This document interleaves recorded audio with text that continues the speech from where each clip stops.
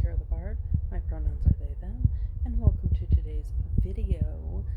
I may have made some broad statements today about not liking this book. I also made this video and talked about some triggering topics, and I want you all to know that you are loved and that you are cared for.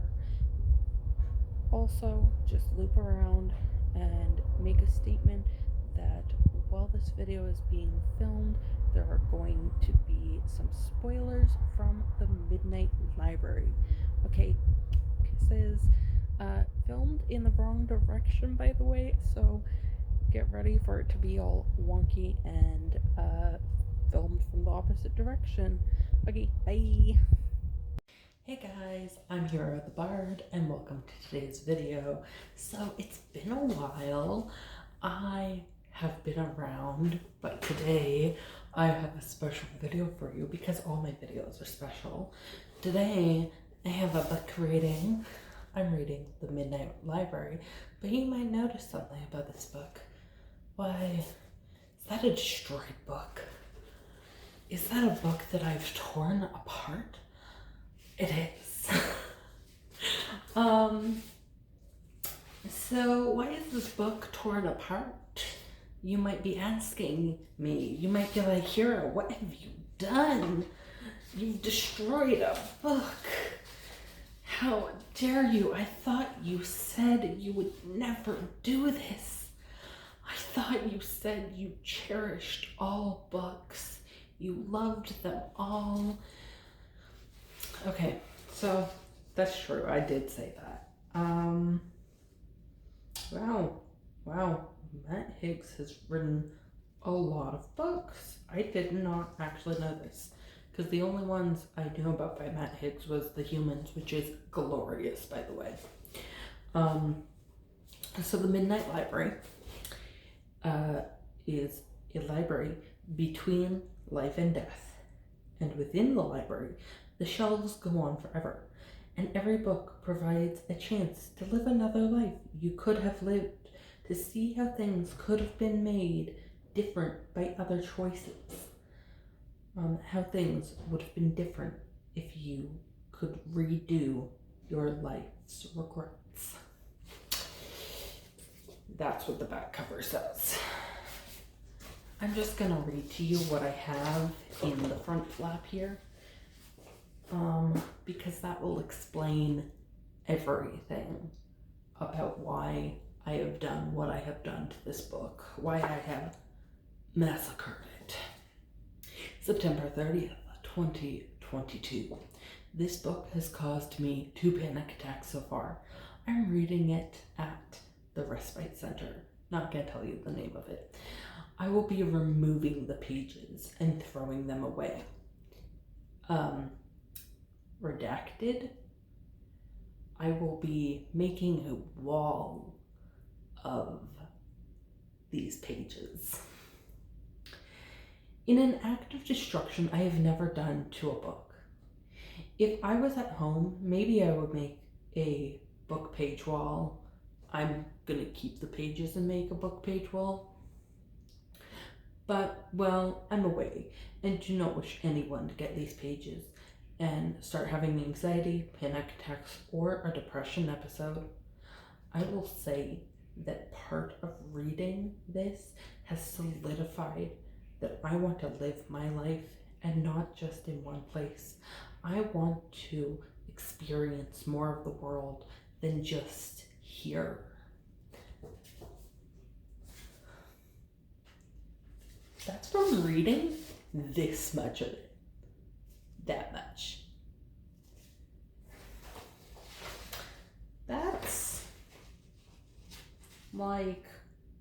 That's 36 pages.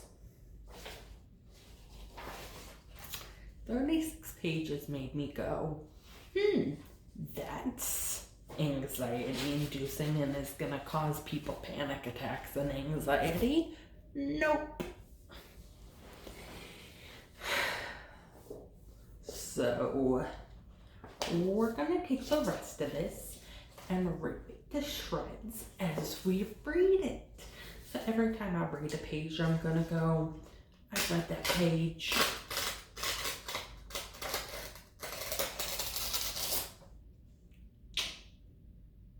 Now I have to read this page because I tore it out, but you get the idea. We're gonna do that, and it's gonna be so cathartic. I'm gonna love this.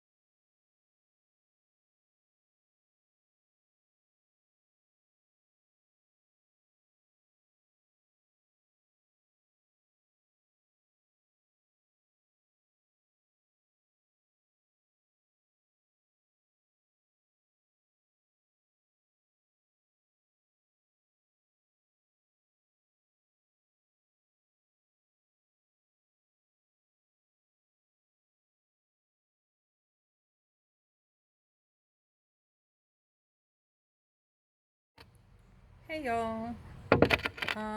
I am just sitting outside with some coffee. There's better views than this one, but I am sitting in this direction, so it's fine.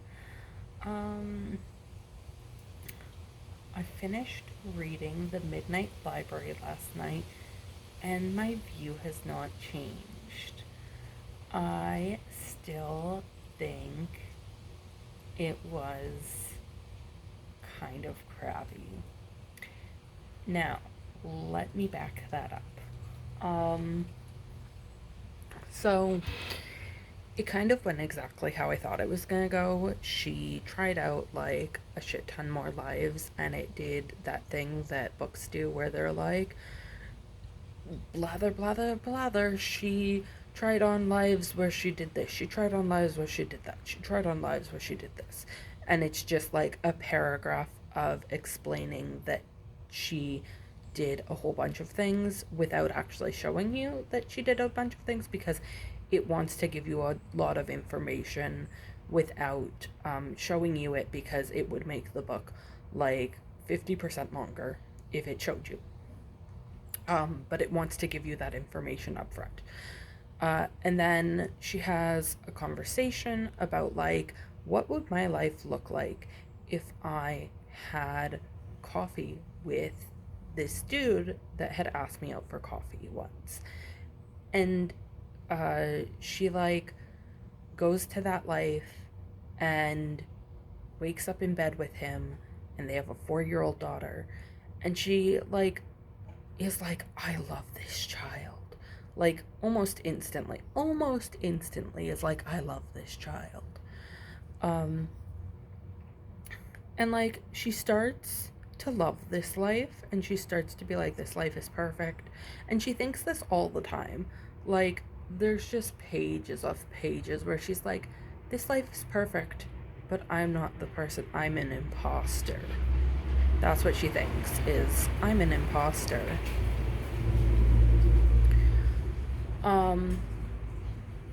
And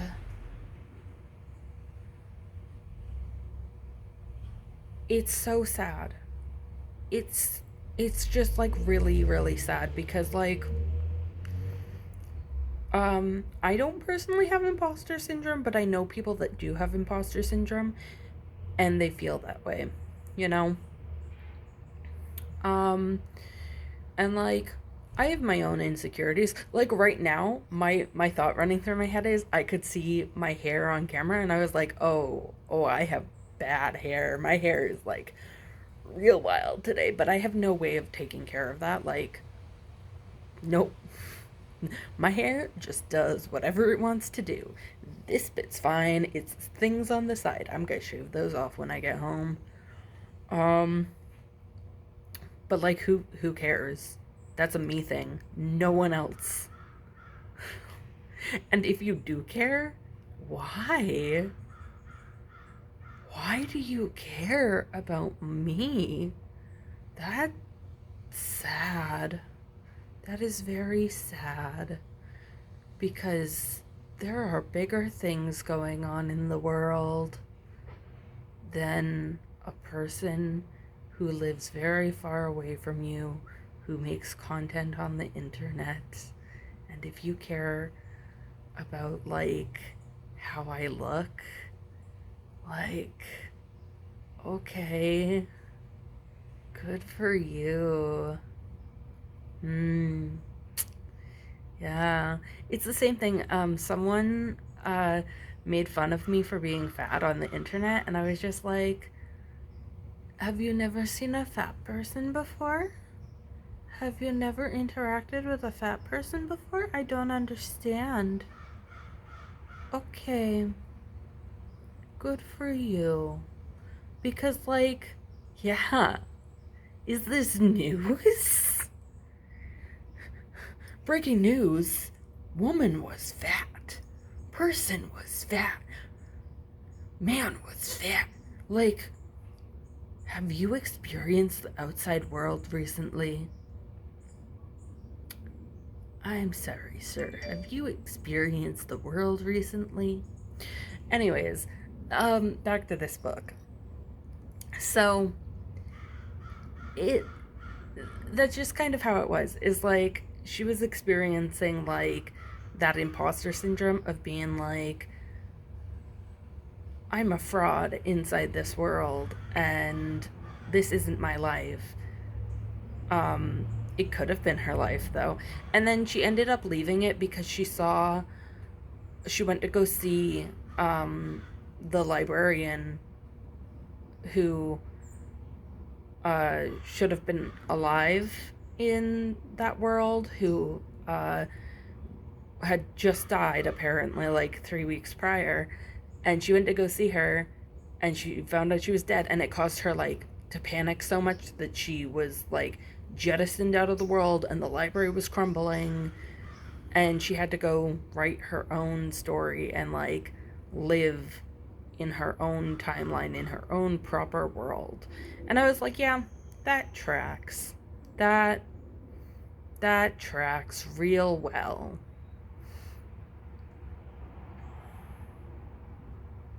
That's all I gotta say, is because that is just like 100% what would happen, you know? Like, I remember thinking prior to reading this, yeah, she's gonna end up in her own world, in her root life, as they kept calling it. And I just knew this was gonna happen. I just kept being like, yep, she's gonna end up there. And she did. So I was not surprised by that at all. And then, like, it just kind of, like, ended very mildly with her being like, she had a conversation with her brother, and then she kind of had a thought that, like, oh, maybe I'll ask the guy that, like, I had married in the perfect life if he'll go out for coffee with me. And she, like, set up her own, like, ads to be a music teacher, and she decided that she would, you know, work at a homeless shelter, and she'd work a couple days at, like, the dog shelter, and, like, she did the things that in previous life she had really liked doing, but she didn't want to do them full time. She just wanted to do those things because it made her feel good to make other people's worlds a little bit better. And I appreciate that, because, like, I also enjoy doing those things, but I don't, it takes so much of my energy to be like, to commit to being like, Yes, I am going to be here 100% of the time. Like, I can't do that. Um, so I appreciated that bit of the book. For her to be like, this is my world and I'm going to do the things that I want to do in the way that I want to do them. And it took me experiencing every other variation of the world that I could.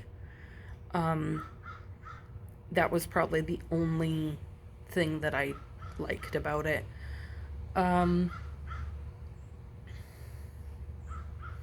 but yeah, I don't know. I don't feel I don't feel it was like a worthwhile book or a good book.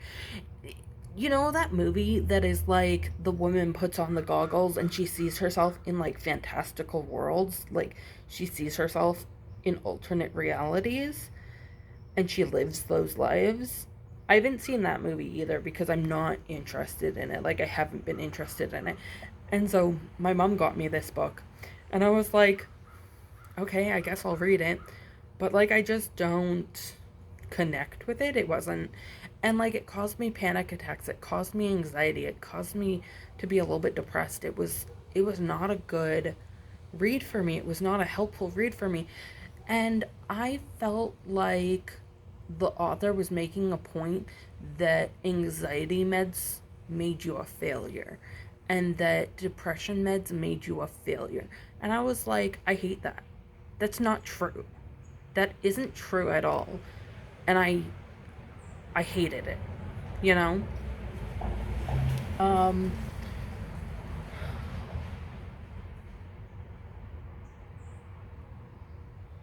like you are a person suffering with a illness. Just like if you had cancer, you would be a person suffering with an illness. So I hate that someone was like, and this author does this all the time with all his other books. He makes a point of being like, here's a person suffering with some kind of mental illness, and a it says something about that character. It says that they're morally whatever. And I hate it. I hate it. I hate it. I hate it. And that's my TED Talk for today. So, I don't know. You can disagree with me. You can think it's a fantastic book. A lot of people do think it's a fantastic book. I ripped up this book because of this reason, though. It was frustrating and it was depressing, and I don't think people should read it. I don't want to read it ever again. I'm probably gonna throw it in the bin. Um, I might put it on my wall, but I actually thought of a way better idea to make a book wall, which is by writing my own book on my typewriter and then putting those pages on my wall, which is way cooler. Um, for now, I've been Hero the Bard. My pronouns are they, them, and I will see you all next time. Bye.